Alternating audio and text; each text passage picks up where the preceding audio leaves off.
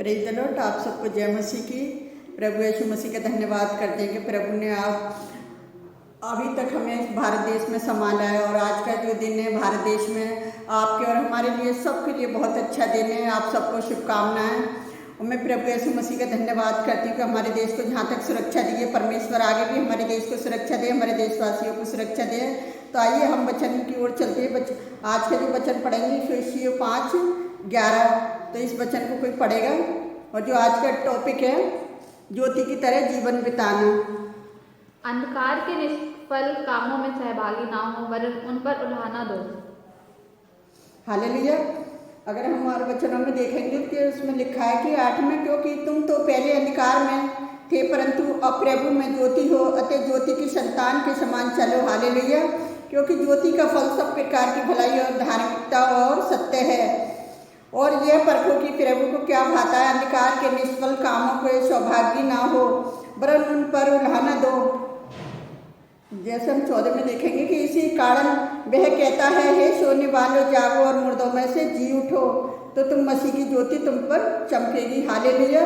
तो परमेश्वर की ज्योति किस तरह से हमारे ऊपर चमकती है, जैसे अभी हमने वचन में देखा कि परमेश्वर ज्योति है और उसकी संतान मतलब ज्योति की तरह चले। पहले तो तुम अंधकार में थे और अंधकार में रहते थे।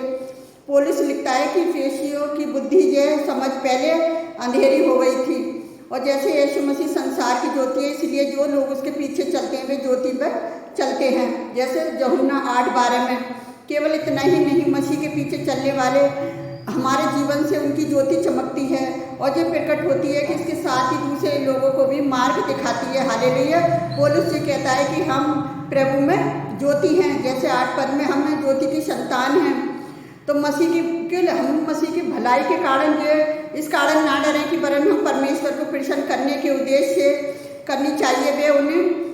जैसे कोई बच्चा अपने माता पिता का आज्ञाकारी की तरह जो अपने माता पिता को खुश करने के लिए इच्छुक रहते हैं, इसलिए पौलुस कहता है कि उन बातों की खोज करो जिनसे परमेश्वर प्रसन्न होता है। परमेश्वर इन बातों से प्रसन्न नहीं होता कि उनकी संतान की ज्योति में चलती है और अंधकार के कार्यों से कोई संबंध नहीं रखती। इसके विपरीत हमें अपनी ज्योति के द्वारा अंधकार के कार्यों को प्रकट करते हैं। बुरे लोग अंधकार में काम करते हैं और वो ज्योति पर नहीं जानते और वो ज्योति पे चलना ही नहीं चाहते, क्योंकि वो अंधकार के निष्फल काम जो कर रहे हैं उनसे संबंध, प्रभु कहता है उनसे संबंध तुम मत रखो। इसकी वजह से प्रकट करोगे। हम अंधकार के कार्यों को प्रकट करने के लिए क्या करना चाहिए? हमें केवल साधारण रीति से अपनी ज्योति चमकानी चाहिए। ये नहीं कि हमें किसी घमंड में रह के उस ज्योति को चमकाना चाहिए। हमें समय समय पर खुलेआम बुराई के विरोध बोलना है, लेकिन ज्योति को प्रकाशित करने की आवश्यकता ये है कि हमेशा बुराई को प्रकट करने का प्रमुख कारण है कि ये मतलब जब ज्योति में लोग चलते हैं तो हम ज्योति को किस तरह से प्रकट करते हैं। मैं भी आपको एक उदाहरण बताना चाहती हूँ। कभी कल परसों का उदाहरण है वो कि पता है क्या था कि जब हम मसीह के लोग हैं तो हम मसीह की ज्योति को किस तरह से प्रकट करते हैं कि उसकी संतान होने के कारण कि हम दूसरों के साथ भलाई करें और उनके लिए प्रार्थना करें। और जब हम ऐसा अच्छे काम करते हैं तो जो शत्रु है वो पता है क्या करता है कि लोग तो परमेश्वर के सृजे हुए हैं और परमेश्वर ने उन्हें अपने स्वरूप में बनाया है। तो अभी मैंने कल परसों एक वीडियो देखा था, तो उस वीडियो में देख रहे हो कि उस पर चर्च पर लोग झंडा लगा रहे हैं और वो नारे लगा रहे हैं, लेकिन जब तक वो परमेश्वर की महिमा ना कर लेते, जब तक उनको चैन नहीं पड़ता। परमेश्वर कब और कहाँ से कैसे महिमा ले ले हमें नहीं पता। क्योंकि देख रहे हो सबसे ज़्यादा वीडियो वायरल हो रही है। क्यों हो रही है? कि परमेश्वर की महिमा हो रही है, क्योंकि ज़्यादा से ज़्यादा लोग देख रहे हैं कि देखो अगर ये झंडा किसी और जगह पर घुमा दिया जाता है तो झंडे को पैर के नीचे करके संग्राम हो जाता है, इतने लड़ाई झगड़े शुरू हो जाते हैं कि मतलब क्या हो जाता है किसी को कुछ नहीं पता। लेकिन परमेश्वर महान है कि वो अपनी महिमा अपने लोगों से कैसे ले लेगा, अपने सृजे हुए लोगों से कैसे महिमा ले लेगा, वो परमेश्वर ही जानता है और आप और मैं नहीं जानते। तो मेरे मसीह भाई बहनों, हमें बुरा मानने की कोई ज़रूरत नहीं है, क्योंकि ज़्यादा से ज़्यादा लोग वीडियो देख रहे हैं। यही हमारे परमेश्वर का प्रचार है। और उस मसीह भाई बहनों के लिए भी कि उन्होंने मना करी कि तुम ऐसा मत करो हमारी प्रार्थना के दिन, लेकिन फिर भी वो लोग नहीं माने। फिर भी उन्होंने पता है क्या करा कि नहीं, उनसे झगड़ा नहीं करा,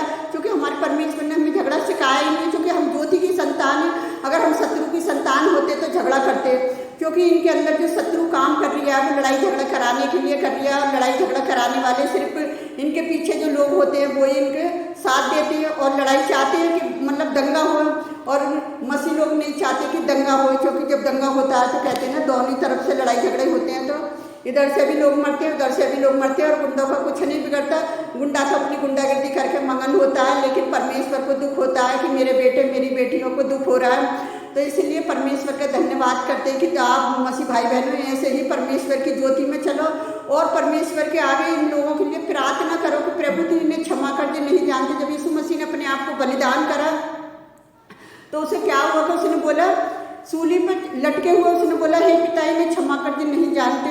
तो आज मुझे और आपको क्षमा करने की तो जरूरत है, लेकिन बुराई को प्रकट करने की जरूरत भी है, ताकि लोग बुराई में ना फंस जाएं। क्योंकि इन लोगों को हमें समझाना भी ये नहीं है कि अगर कोई गुंडागर्दी कर लिया तो उसे समझाएंगे, उन्हें समझाना भी बहुत जरूरी है। अगर समझाएंगे नहीं तो आगे कलेश बढ़ता जाएगा और पता नहीं क्या से क्या हो जाएगा। लेकिन ऐसा करने के लिए सबको प्रार्थना करो ऐसे लोगों के लिए कि परमेश्वर ऐसा ना करे, किसी जाति धर्म के पीछे लड़ाई झगड़ा ना हो।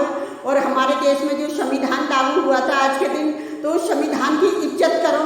जब आप संविधान की इज्जत करोगे तो परमेश्वर आप लोगों को आशीष देगा, क्योंकि परमेश्वर ने संविधान में यही, अगर परमेश्वर की आज्ञा ना हो कि मतलब लोग ज्योति में चले तो आज मैं और आपको ज्योति में नहीं चल सकता। आज पूरा संसार में जो लोग ज्योति में चल रहे हैं वो भी अंधकार में चल रहे होते। आज जो लोग प्रार्थना कर रहे हैं उनकी वजह से आज हमारा देश सुरक्षित है। तो मैं अपने परमेश्वर यहोवा का धन्यवाद करती हूँ कि हमारे देश को प्रभु ऐसे ही आगे बढ़ाए और प्रभु में और आगे बढ़ता जाए और हमारा देश तरक्की करे। तो मैं अपने परमेश्वर यहोवा के लिए से यही प्रार्थना करती हूँ। तो आइए हम सब मिलकर प्रार्थना करते हैं। हालेलुया, धन्यवाद राजाओं के राजा प्रभु के प्रभु, आपकी स्तुति तारीफ प्रशंसा हो मेरे खुदावन।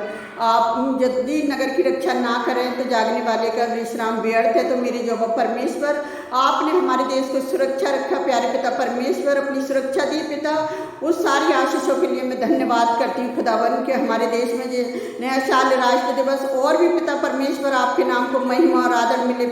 प्यारे प्रभु परमेश्वर पिता, जितने लोग पिताजी सेवा में लगे हुए हैं इस देश में, एक को आपके हाथ में देती हूँ खुदावन कि शासन प्रशासन को, राष्ट्रपति को, सीएम को और प्रधानमंत्री को पिता हम सबको आपके हाथ में देते हैं। प्यारे जो परमेश्वर, अभी तक आपने यहाँ इन्हें सुरक्षा दी है, आगे भी आप सुरक्षा देना अपने देश को चलाने में। प्यारे पिता परमेश्वर, जो शत्रु इनके जीवनों में कार्य कर लिया है प्यारे पिता परमेश्वर, उस शत्रु की गंदी बुरी आत्माओं को ऐसी नासरी के नाम से दूर करते हैं प्यारे पिता परमेश्वर। और हम जिस देश में रहते हैं उस देश के लिए भी प्रार्थना करते हैं खुदावन, हमेशा अपनी सुरक्षा में रखना प्यारे पिता परमेश्वर। अपने दिल्ली शहर को भी आपके हाथ में देते हैं खुदावन, यहाँ तक अपनी सुरक्षा में रखा, आगे भी अपनी सुरक्षा में रखना प्यारे पिता परमेश्वर। हर बुरी नज़र से हमारे देश को बचाना, संभालना खुदावन।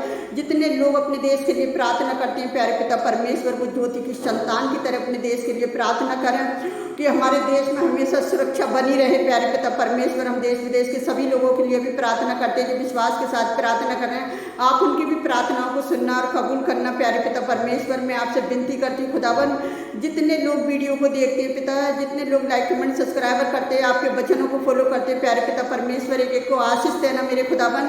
तेरे नाम को महिमा और आदर मिले पिता, और आपकी स्तुति आपकी तारीफ हो पिता परमेश्वर। यदि आप घटना के दिनों को ना घटाएं प्रार्थना के द्वारा तो पिता आज कोई भी मनुष्य बच नहीं सकता मेरे खुदावन।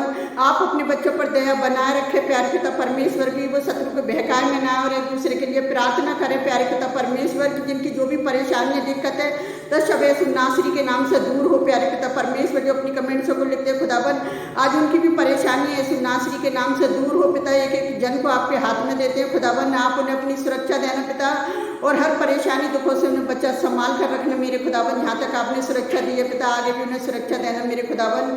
और हम आपसे क्या मांगे, आप तो हमारी मांगने से पहले जानते हैं। आपने हमारी प्रार्थना का हमें जवाब दिया, उस बड़ी दया के लिए धन्यवाद करते हैं मेरे खुदावन। हम जो भी मांगते हैं इस नासरी के नाम पर आमीन। प्रभु आप सबको बहुत से आशीष दे।